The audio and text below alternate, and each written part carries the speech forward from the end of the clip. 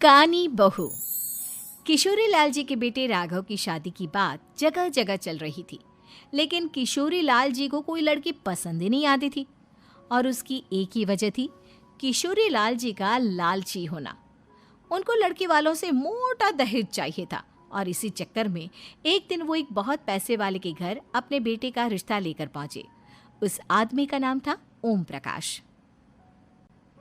देखे किशोरी लाल जी, मेरी एक ही बेटी है और मेरी सारी संपत्ति जायदाद सब कुछ मेरी बेटी नैना का ही है। पापा, नाम से लगता है बहुत खूबसूरत होगी। कितना अच्छा नाम है ना, नैना। ओ, वैसे बात तो सही है आपकी। अब इतना पैसा है, जमीन जायदाद है, इकलौती बेटी, आप भी क्या करेंगे? सब कुछ उसे ही देंगे ना। बिल्कुल ठीक पहचाना आपने। बस बेटी की शादी और सारी जायदाद उसके नाम। पापा, बिना देखे हाँ कर दीजिए ना। इतना अच्छा रिश्ता फिर कहाँ मिलेगा? माला माल हो जाएंगे हम। मैं अपनी बेटी को बुलाता हूँ। अरे नहीं नहीं नहीं नहीं, आपकी बेटी का नाम नैना है, सुनकर ही लगता है बहुत सुंदर होगी। रहने दीजिए अंकल, मैं तो आपकी बेटी के नाम से ही इतना खुश हो गया हूँ कि उसे बिना देखे शादी करने को तैयार हूँ। अब तो मैं उसका चेहरा सीधे शादी के बाद ही देखूंगा। और इस तरह राघव नैना का चेहरा नहीं देखता और उससे शादी कर लेता है। शादी के बाद अपनी सुहाग रात पर जब राघव नैना का घूंघट उठाकर देखता है तो नैना की आंखें बंद थी। कितनी खूबसूरत हो तुम नैना, जरा अपनी आंखें खोलकर मेरी तरफ देखो तो सही। नहीं, मुझे शर्म आती है। अरे, मैंने तुम्हें शादी से पहले भी नहीं देखा, और अब अगर तुम आंखें खोलकर मुझे देखोगी भी नहीं तो मुझे अच्छा कैसे लगेगा? इससे पहले कि नैना अपनी आंखें खोलकर राघव की तरफ देखती, अचानक से लाइट चली गई और राघव नैना को पूरी तरह से देख भी नहीं पाया। अगली सुबह नैना राघव के लिए नाश्ता बनाकर लेकर आई। अरे ये क्या, आधा पराठा सीका हुआ है और आधा बिल्कुल कच्चा। ये तुमने क्या किया नैना? बहू, तुमने क्या आधा पराठा तवे से नीचे लटका कर रखा था, जो आधा सिका है और आधा कच्चा? मुझे जितना दिखेगा उतना ही तो सीखूंगी ना पापा जी। जहाँ जहाँ मुझे नजर आ रहा था वहाँ मैंने सीख लिया, और जहाँ जहाँ नहीं दिखा वहाँ कच्चा रह गया होगा। इसका क्या मतलब है? ये कैसा मजाक कर रही है तुम?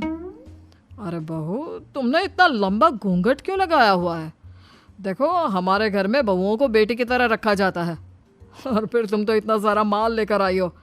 देखो, ये घूंघट डालकर रखने की कोई ज़रूरत नहीं है। हाँ नैना, पापा जी ठीक कह रहे हैं, तुम तो आराम से रहो, अपना ही घर समझो। नैना अचानक से अपना घूंघट उठा लेती है। अरे ये क्या पापा, नैना की तो एक आंख फूटी हुई है। नाम से नैना, लेकिन ये तो कानी बहू निकली। मेरे साथ धोखा हुआ है, धोखा। बिना दिखाए अपनी कानी लड़की मेरे संग ब्याह दी। मुझे कानी बीवी नहीं चाहिए। मुझे अभी ओम प्रकाश जी से बात करनी पड़ेगी। आखिर उन्होंने मेरे साथ ऐसा किया क्यों? अरे, आप लोगों ने ही तो पापा से कहा था कि आप लोग शादी से पहले मुझे देखना नहीं चाहते। अब मेरे पापा पर क्यों इल्जाम लगा रहे हैं? अरे लेकिन उन्हें बताना तो चाहिए था ना कि तुम कानी हो, एक आंख से तुम्हें दिखाई नहीं देता। किशोरी लाल और राघव नाराज होकर ओम प्रकाश को अपने घर बुलाते हैं। पापा जी, ये आपने क्या किया? शादी से पहले बताया क्यों नहीं कि नैना की आंखों में परेशानी है? अरे, आप ही ने तो लड़की देखने से मना कर दिया था। अरे लेकिन आप बता तो सकते थे।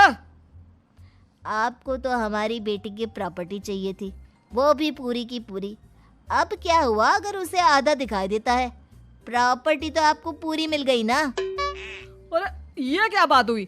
मेरी शादी प्रॉपर्टी से नहीं, आपकी बेटी से हुई है।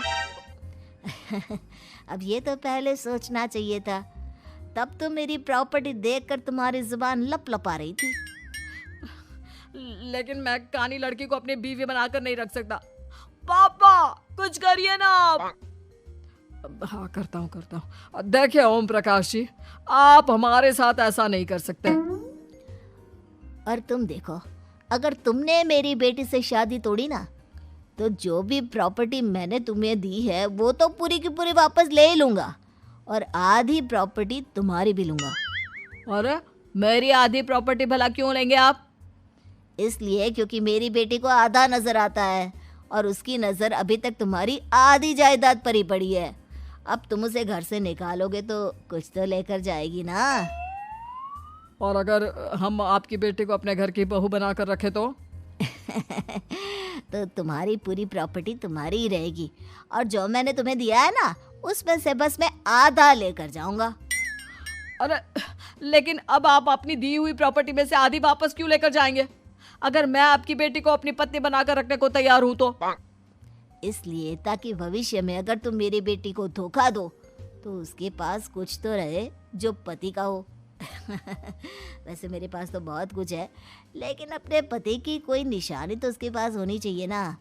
अब अगर तुमने मेरी बेटी को कानी कहा तो तुम्हें प्रॉपर्टी भी कानी ही मिलेगी, पूरी नहीं। जमाए राजा। किशोरी लाल और राघव समझ चुके थे कि वो बुरी तरह फंस चुके हैं और अब उनके पास वहां से निकलने का कोई चारा नहीं है। अब समझ में आया ना, लालच बुरी बला होती है। एक तो तुम्हें प्रॉपर्टी मिली, ऊपर से बीवी मिली, उसमें तुम्हें नखरे भी दिखाने हैं। आए बड़े, चुपचाप बैठो दोनों। कुछ दिनों के बाद नैना राघव की कार लेकर बाजार घूमने निकलती है और जब कार लेकर वापस आती है, ये क्या? एक तरफ से मेरी गाड़ी पूरी खराब हो चुकी है। लगता है तुमने मेरी गाड़ी को किसी दूसरी गाड़ी के साथ एक्सीडेंट किया है। अरे अरे कितना बड़ा नुकसान कर दिया तुमने बहू। वो क्या है ना पापा जी, मुझे एक आंख से दिखाई नहीं दे रहा था, सामने से गाड़ी आ रही थी। मुझे तो सिर्फ आधा ही दिखाई दिया और वो गाड़ी मेरी कार से रगड़ते हुए निकल गई। अब मैं क्या करूं बताओ? आप इसे ठीक कराने के पैसे कौन देगा? तुम्हारे पापा? तुमने मुझसे इस तरह से बात की? अभी रुको।